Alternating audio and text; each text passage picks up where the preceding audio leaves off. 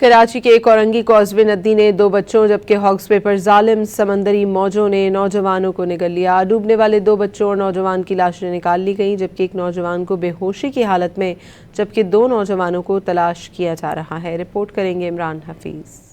کورنگی کازوے ندی میں نہاتے ہوئے 2 بچے ڈوب گئے۔ ریسکیو ٹیموں نے سخت کوششوں کے بعد دونوں بچوں کی لاشیں نکال لی۔ بچوں کی شناخت 10 سالہ فہد اور 12 سالہ سالار کے ناموں سے کی گئی۔ ابتدائی معلومات کے مطابق منظور کالونی کے رہائشی 5 ہم عمر بچے کازوے ندی گئے تھے جہاں نہاتے ہوئے فہد اور سالار ڈوب گئے۔ ٹوٹل یہ 5 دوست جو ہے کازوے ندی میں پکنک منانے کے لیے آئے تھے۔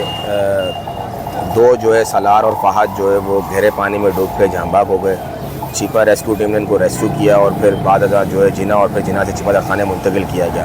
ہاکس بے ہمالیہ کے قریب ساحل پر پکنک منانے کے لیے جانے والے 3 نوجوانوں کو طوفانی لہریں ساتھ بہا کر لے گئیں۔ غوطہ خوروں نے 18 سالہ حذیفہ کو بے ہوشی کی حالت میں جبکہ 20 سالہ میثم عباس کی لاش نکال لی۔ رنچو لائن کے رہائشی دوست پکنک منانے ہاکس بے گئے جہاں سمندر میں نہاتے ہوئے 18 سالہ یوسف ڈوب گیا۔ ریسکیو بحری ٹیمیں نوجوان یوسف کی تلاش میں مصروف ہیں۔